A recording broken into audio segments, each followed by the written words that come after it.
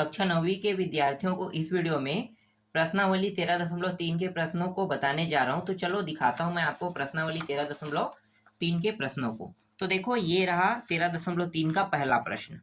इसमें पूछा क्या है, ध्यान से देखना ना। एक चतुर्भुज ABCD की रचना कीजिए।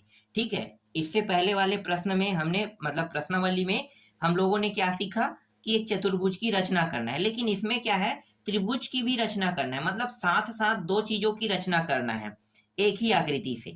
तो चलो पूरा पढ़ लेते हैं पहले। जिसमें AB बराबर 5 सेंटीमीटर, BC बराबर 6 सेंटीमीटर, CD बराबर 7 सेंटीमीटर तथा कोण B बराबर और कोण C बराबर दोनों 90 अंश का कोण बनाएगा, बता रहे हैं ना, दोनों के दोनों। फिर AB को एक भुजा मानकर ऐसे त्रिभुज की रचना कीजिए। AB को हमें भुजा मान के एक त्रिभुज की रचना करना है, कह रहा है। मतलब अभी मैंने बताया ना, त्रिभुज की भी रचना करना है इस प्रश्न में, जो क्षेत्रफल में चतुर्भुज के क्षेत्रफल के बराबर हो, कह रहा है। चलो इसे कैसे बनाओगे, तो सबसे पहले जो दिया है उसको लिखना पड़ता है। तो दिया है कह के हम टॉपिक को क्या करेंगे, पहले सभी को लिख लेते हैं। ठीक है, चलो देखो यहाँ पे लिखो,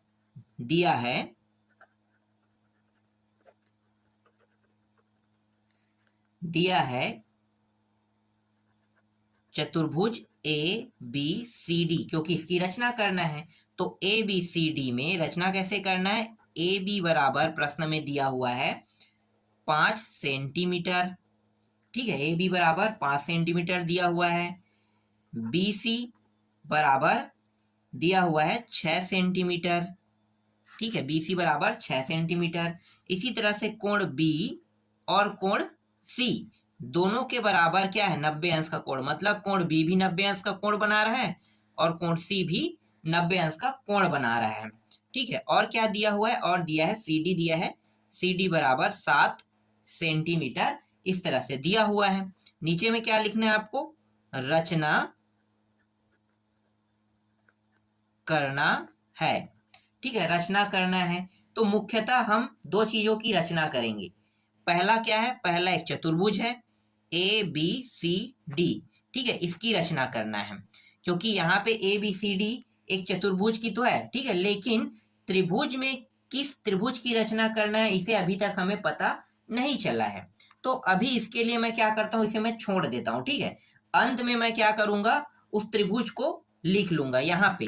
ठीक है, क्योंकि मुझे पता नहीं है कि रचना, मतलब मुझे पता नहीं है कि ये चतुर्भुज से त्रिभुज कैसे बनेगा। जब तक के मैं बनाऊंगा नहीं तब तक के बनेगा नहीं, इसलिए अभी मैं यहाँ पे नहीं लिख रहा हूं। ठीक है, चलो पहले एक चतुर्भुज बना लेते हैं, उसके बाद क्या करेंगे, यहाँ पे मैं बाद में उस त्रिभुज को लिख दूंगा।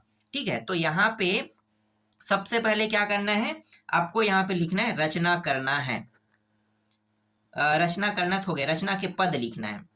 रचना के पद में पहला पॉइंट क्या लिखोगे, रचना के पद में AB बराबर कितना लिखो, क्योंकि AB क्या होगा, 5 सेंटीमीटर का आधार। तो सबसे पहले हम एक रेखाखंड खींचेंगे ना। तो AB बराबर 5 सेंटीमीटर का रेखाखंड खींचा, ऐसा कुछ लिखेंगे। हर प्रश्न में लिख रहे हैं ना, तो यहां भी लिखेंगे। ठीक है, एक समझ में आ गया। अब रेखाखंड खींच लेते हैं। यहाँ पे ये इस तरह से मैंने एक रेखाखंड खींच दिया। ठीक है, जिसकी लंबाई 5 सेंटीमीटर। ये A और B नाम भी दे दिया। ठीक, जो मैंने अभी लिखा है वही मैंने यहाँ पे किया है। रचना का मतलब यही होता है। ठीक है, अब क्या करेंगे, देखो यहाँ पे कहा है कोण B का है, तो कोण B को 90 अंश का बनाना है। तो B कोण को क्या करेंगे, कोण B पर 90 अंश का कोण बनाकर इसे कहां तक बढ़ाएंगे, BX तक। तो इस तरह से 90 अंश का मैंने कोण बनाया, इसे बढ़ा लेते हैं x तक। तो B से x तक बढ़ाया, इसे लिखते हैं। ठीक है, तो यहाँ पे दूसरा पॉइंट कैसे लिखोगे, दूसरा पॉइंट में लिखोगे बिंदु B पर 90 अंश का कोण बनाकर B से x, तो BX तक बढ़ाया। इस तरह से क्या करेंगे, लिखेंगे। ठीक है, दूसरा पॉइंट आपको समझ में आ गया, BX तक बढ़ाया। तीसरा पॉइंट में क्या करेंगे, देखो यहाँ पे बी और सी, ठीक है। तो बी में मतलब क्या है, बी सी करके 6 सेंटीमीटर का चाप काटेंगे। तो इस बी बिंदु से प्रकार की सहायता से क्या करेंगे, यहाँ पे चाप काटेंगे, यहाँ पे ऐसे। तो यहां से यहां की लंबाई क्या होगी, 6 सेंटीमीटर। और यहाँ पे बिंदु क्या प्राप्त हो गया, सी बिंदु। ठीक है, कैसे लिखोगे, तो इसे लिखोगे, यहाँ पे तीसरा पॉइंट नाम देते हैं। तीसरा पॉइंट में बी एक्स रेखा, क्योंकि ये रेखा कौन सा है, बी एक्स रेखा है ना, तो बी एक्स किरण भी बोल सकते हो, रेखा भी बोल सकते हो। चलो मैं किरण लिख लेता हूं। बी एक्स किरण पर 6 सेंटीमीटर का क्या किए, चाप काटा, चाप काटा। और चाप काटने पर प्राप्त क्या हुआ, सी बिंदु, जिससे जिससे बिंदु सी प्राप्त हुआ। देखो कितना आसान है, सी बिंदु भी प्राप्त हो गया। ठीक है, चाप मैंने काटा और चाप काटने के बाद मुझे प्राप्त क्या हुआ, सी बिंदु प्राप्त हुआ। फिर आगे क्या करेंगे, आगे ना ये जो सी बिंदु है, क्योंकि अब सी बिंदु से क्या बनाना है, देखो यहाँ पे सी से भी 90 अंश का कोण बनाना है। तो सी बिंदु से 90 अंश के कोण बनाते हुए इसे कहां तक बढ़ाएंगे, एक्स तक, इस तरह से, सॉरी वाई तक, क्योंकि एक्स मैंने यहाँ पे लिख लिया तो वाई लिख लेते हैं। ठीक है, इसे वाई नाम दे देते हैं। तो वाई तक बढ़ाया लिखेंगे। ठीक है, सेम टू सेम जो दूसरा पॉइंट लिखा है ना, सेम टू सेम वैसे ही लिखेंगे, लेकिन क्या लिखेंगे, बी के जगह में सी और एक्स की जगह में वाई रहेगा। तो सेम टू सेम जो दूसरा में लिखा है वही चीज किस में लिखेंगे, चौथा पॉइंट में लिखेंगे। तो लिखो बिंदु सी पर 90 अंश का, क्योंकि सेम टू सेम है ना, जैसे ये बना है 90 अंश का वैसे ये भी बन रहा है। तो सी पर 90 अंश का कोण बनाकर सी वाई तक बढ़ाया। ठीक है, इस तरह से आपको लिखना है। ठीक है, समझ में आ गया यहां तक। ठीक, अब क्या करेंगे, अब ना सी जो वाई है, ये वाला सी और वाई, इसमें भी चाप काटेंगे। ठीक है, सी और वाई पे सी वाई, ठीक है, तो सी वाई पर चाप काटेंगे तो डी बिंदु प्राप्त होगा। तो सी वाई पर मैंने यहाँ पे चाप काटा, कितने सेंटीमीटर का, देखो सी वाई मतलब ये सी डी, डी प्राप्त होगा ना, डी बिंदु। तो सी से वाई बिंदु, सी वाई रेखा किरण पर 7 सेंटीमीटर का चाप काटा, तो कौन सा बिंदु प्राप्त होगा, यहाँ पे डी बिंदु प्राप्त होगा। ठीक है, तो ये जो डी बिंदु प्राप्त हुआ इसको लिखेंगे यहाँ पे। तो यहाँ पे सेम टू सेम ये पॉइंट जैसे बनाए ना ऐसे ही रहेगा, लेकिन ये बी के जगह में क्या लिखेंगे, बी के जगह में सी लिखेंगे और एक्स के जगह में वाई लिखेंगे, 6 के जगह में 7 लिखेंगे और सी के जगह में डी लिखेंगे। तभी तो होगा ना, क्योंकि ये जस्ट सेम टू सेम वैसे ही बन रहा है जैसा हमने बी और एक्स रेखा पे किए हैं ना। तो यहाँ पे पांचवा बिंदु पॉइंट में क्या लिखेंगे, यहाँ पे सी वाई किरण पर 7 सेंटीमीटर का चाप काटा, जिससे प्राप्त क्या हुआ, बिंदु डी प्राप्त हुआ। ठीक है, सेम टू सेम वैसा ही हुआ जैसे हमने बी बिंदु पे किया था और जैसे सी बिंदु पे किए हैं, तो दोनों एक जैसा ही प्राप्त हुआ है। ठीक है, आगे क्या करेंगे, नेक्स्ट टॉपिक में जो ए होगा ना, ए और डी, ये जो ए और डी है इसको क्या करेंगे, ये ए डी को मिलाएंगे। ठीक है, और ए डी के अलावा ये बी डी को भी मिलाएंगे, क्योंकि हमें एक त्रिभुज भी बनाना है। तो सबसे पहले तो हमें चतुर्भुज निकालना है ना। तो जैसे मैंने ये ए और डी को मिलाया तो एक चतुर्भुज मुझे क्या हुआ, मिल गया। ठीक है, तो ए डी को मिलाया, अब त्रिभुज भी बनाना है। तो बी और डी को भी मैंने इस प्रकार से मिला दिया। ठीक है, ये बिंदु में मिल गया मान लो। तो ए डी और बी डी को मिलाया लिखेंगे। तो यहां पे लिखो छठवां पॉइंट में ए डी और बी डी को मिलाया। ठीक है, ए डी और बी डी को मिलाया, तो मिलाने पर क्या प्राप्त हुआ, एक चतुर्भुज। चतुर्भुज कौन सा, ए बी सी डी अभीष्ट चतुर्भुज प्राप्त हुआ। इस तरह से आपको लिखना है। ठीक है, नेक्स्ट छठवां के बाद सातवां टॉपिक में आते हैं। ठीक है, सातवां टॉपिक में क्या करेंगे, देखो अब मेन जो टॉपिक ये है कि अभी एक त्रिभुज तो प्राप्त हुआ है, लेकिन इस त्रिभुज को ये जो त्रिभुज वाला जो रेखा है मतलब बी डी क्या है, ये इसका कर्ण है ना, कर्ण नहीं, इसे विकर्ण कहेंगे, विकर्ण है। तो ये विकर्ण है, सेम टू सेम ऐसी एक रेखा और प्राप्त करके त्रिभुज का निर्माण करना पड़ेगा। तो इसके लिए क्या करेंगे, इसके लिए हम क्या कर सकते हैं, देखो यहाँ पे एक तो दिया हुआ है बी, चलो एक काम करते हैं, यहाँ पे ना ये जो ए और बी है इसको थोड़ा सा पीछे की ओर इधर बढ़ा लेते हैं, या आगे बोलो या पीछे बोलो। ठीक है, तो ए बी को आगे बोल लेते हैं, ये ए बी को आगे इस तरह से बढ़ाते हैं। तो यहाँ पे एक बिंदु प्राप्त होगा, इस बिंदु का क्या नाम देंगे, बिंदु का नाम दे देते हैं। कितने सेंटीमीटर का चाप काटेंगे पता नहीं, ठीक है, कुछ भी नहीं करेंगे, सिर्फ हम लिखेंगे कि इसे ए बी को आगे की ओर बढ़ाया। ठीक है, आगे की ओर बढ़ाया, और बढ़ाने के बाद क्या करेंगे, ये जो सी, ठीक है सी है, और ये कौन सा है, ई है, इसको मिलाएंगे। तो आगे की ओर बढ़ाया और इस तरह से सी और ई को मिलाया। अभी जो मैंने किया उसको मुझे लिखना पड़ेगा। ठीक है, तो लिख लेते हैं, सातवां पॉइंट में लिखो, ए बी को आगे बढ़ाने पर कौन सा बिंदु प्राप्त हुआ, बिंदु ई प्राप्त हुआ, जिसे सी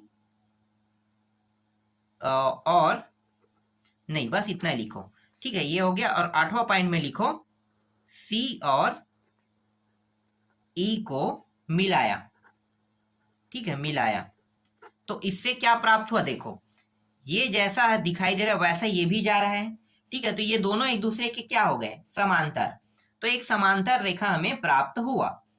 ठीक है, समांतर रेखा क्या प्राप्त हुआ, डीबी और सीई समांतर रेखा प्राप्त हुआ। अब इस समांतर रेखा के विकर्ण बनाएंगे। ठीक है, मतलब समझो इसे, एक समांतर रेखा प्राप्त हुआ, अगर ध्यान से देखा जाए तो ये क्या होगा, चतुर्भुज, इस वाले रेखा को गायब कर दो, सी और बी वाले रेखा को गायब करोगे तो चार भुजा इसका भी हो जाएगा। तो ये क्या हो गया, एक चतुर्भुज प्राप्त हो गया। अब इस चतुर्भुज के एक विकर्ण ये है और दूसरा विकर्ण यहां से ये बन जाएगा, डी बी ई बन जाएगा, डी बी ई एक विकर्ण बन जाएगा। ठीक है, तो डी बी ई एक इसका क्या बन गया, विकर्ण बन गया। इसे लिखना नहीं है, ये कोई बड़ा टॉपिक नहीं है। ठीक है, बस इतना लिखना है कि डी बी ई क्या बन गया, एक विकर्ण बन गया। तो बस लिखो डी और ई को मिलाया, बस लिख लो। ठीक है, तो यहां पे लिखो 9वां टॉपिक में डी ई को मिलाया। ठीक है, डी ई को मिलाया, और जैसे ही हमने डी ई को मिलाते हैं तो क्या प्राप्त हो गया, देखो जो हमें सिद्ध करना है वो चीज प्राप्त हो गया। तो 10वां टॉपिक में लिखो, चतुर्भुज ए बी सी डी का क्षेत्रफल, क्योंकि दोनों का क्षेत्रफल देखना है ना, तो का क्षेत्रफल बराबर त्रिभुज ए डी ई। देखो यहाँ पे ए डी और ई, तो ये क्या है, इसका क्षेत्रफल है। तो ए डी ई का जो क्षेत्रफल है वो ए बी सी डी के क्षेत्रफल, एक सेकंड, ए डी ई का जो क्षेत्रफल है वो ए बी सी डी, ये जो चतुर्भुज है इसके क्षेत्रफल के बराबर ये त्रिभुज का क्षेत्रफल है। ये सिद्ध हमने कर दिया। ठीक है, तो इसे कैसे लिखोगे, ए बी सी डी का क्षेत्रफल, ए डी ई क्या है, अभीष्ट त्रिभुज है। इस तरह से लिखना है। तो यही वाला जो पॉइंट है ना, जो छूटा हुआ था ऊपर में, अब इसे ऊपर में लिख लेते हैं। तो यहां पे अब आपको लिखना है त्रिभुज ए डी ई का क्षेत्रफल, और इसका भी क्षेत्रफल का क्षेत्रफल। तो देखो दोनों का क्षेत्रफल एक दूसरे के बराबर हो गया। यही इस प्रश्न में सिद्ध करने के लिए कहा था। ठीक, समझ में आ गया। चलो आगे देखते हैं। इसके बाद दूसरा प्रश्न दिखाता हूं मैं आपको। देखो दूसरा प्रश्न कैसे हल होगा, यहाँ पे पहले प्रश्न देखते हैं। एक समचतुर्भुज, समचतुर्भुज का मतलब होता है एक प्रकार का वर्ग। ठीक है, वर्ग वर्ग की चारों भुजा बराबर होते हैं, तो समचतुर्भुज में भी चारों भुजा बराबर रहेगा। ठीक है, तो यहाँ भी क्या है, चारों भुजा बराबर हैं। ठीक है, अब वर्ग जो होता है वो क्या होता है, तिरछा नहीं होता है, हमेशा बराबर होता है। लेकिन समचतुर्भुज में चारों भुजा बराबर रहता है, लेकिन वो थोड़ा सा तिरछा रह सकता है। ठीक है, तो एक समचतुर्भुज की रचना कीजिए जिसकी भुजाएं 6 सेंटीमीटर, मतलब सभी भुजाएं 6 सेंटीमीटर रहेगा, और एक कोण, मतलब कोण जो है वो कितने का होगा, मतलब कोण जो है 60 अंश का हो। फिर एक त्रिभुज की रचना करना, देखो फिर से क्या करना है, त्रिभुज की रचना करना है जिसका क्षेत्रफल बनाए गए समचतुर्भुज के क्षेत्रफल के बराबर। जैसे अभी हमने ABCD और ADE, ठीक है, दोनों एक चतुर्भुज है और एक त्रिभुज है, दोनों के क्षेत्रफल को बराबर सिद्ध किए थे ना, तो वैसे ही यहां भी करना है। बहुत आसान प्रश्न है, पहले दिया है उसको लिख लेते हैं।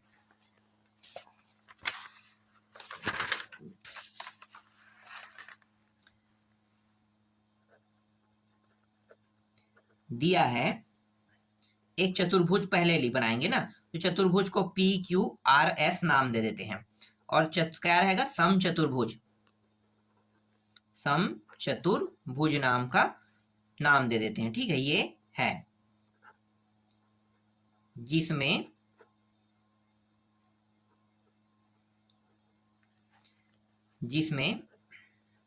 PQ बराबर QR बराबर RS बराबर PS नाम देते हैं। तो इस प्रकार से सभी भुजा क्या रहेगा, 6 सेंटीमीटर का, तो 6 सेंटीमीटर के सभी भुजा है, तथा एक कोण है Q कोण, ये कितने का होना चाहिए, 60 अंश का। ठीक है, इतना प्रश्न में दिया हुआ है।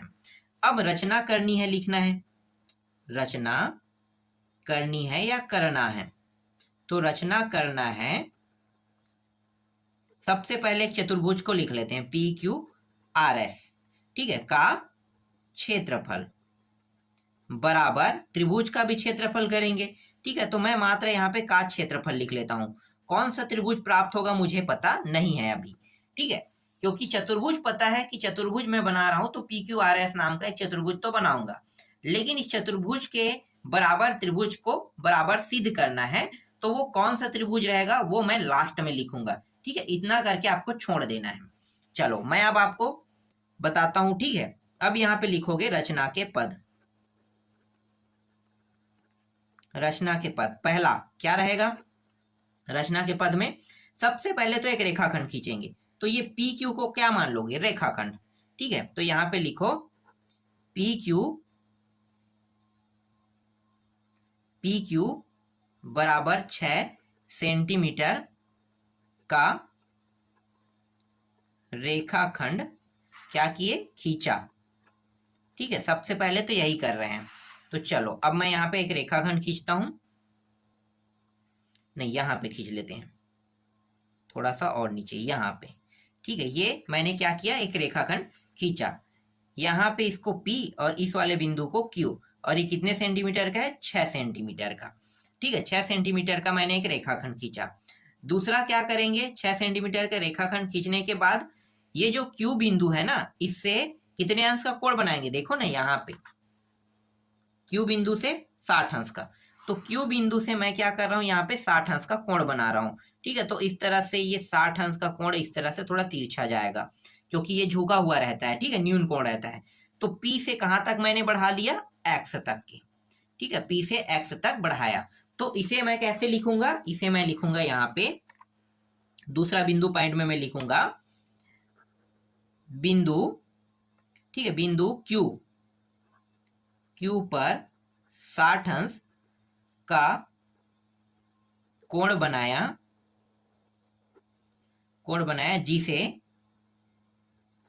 जिसे QX तक क्या किए, बढ़ाया। ठीक है, यहां तक समझ में आ गया, QX तक क्या किए, बढ़ाए ना। ठीक है, इसके बाद क्या करेंगे, इसके बाद जो नेक्स्ट टॉपिक रहेगा वो रहेगा चाप काटने वाला। ठीक है, चाप काटने वाला, तो सभी भुजाएं अगर बराबर है तो चाप भी क्या रहे, मतलब सभी भुजाएं बराबर है, तो जो चाप काटेंगे वो कितना का काटेंगे, 6 का ही काटेंगे। तो 6 सेंटीमीटर का चाप काट लेते हैं, यहाँ पे आएगा लगभग। ठीक है, तो Q और X, QX रेखा पर 6 सेंटीमीटर का चाप काटा, जिससे प्राप्त क्या होगा, पी क्यू आर, यहाँ पे आर बिंदु प्राप्त हुआ। ठीक है, इसे लिख लेते हैं। तो यहाँ पे लिखो तीसरा पॉइंट में 6 सेंटीमीटर मापकर क्यू एक्स किरण पर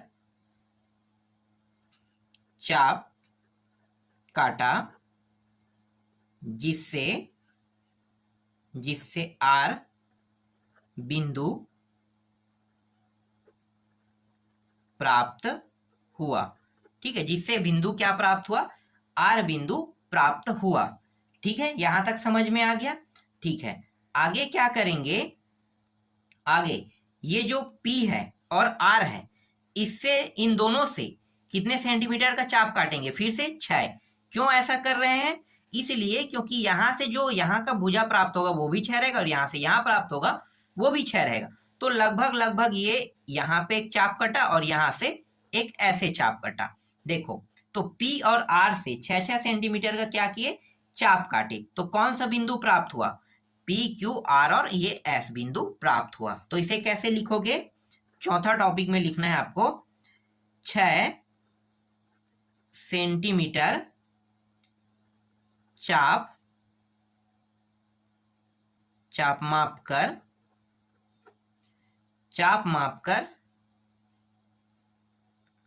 मापकर बिंदु, एक सेकंड यहां पे लिख लो, बिंदु आर तथा पी से चाप काटा, जिससे एस बिंदु प्राप्त हुआ।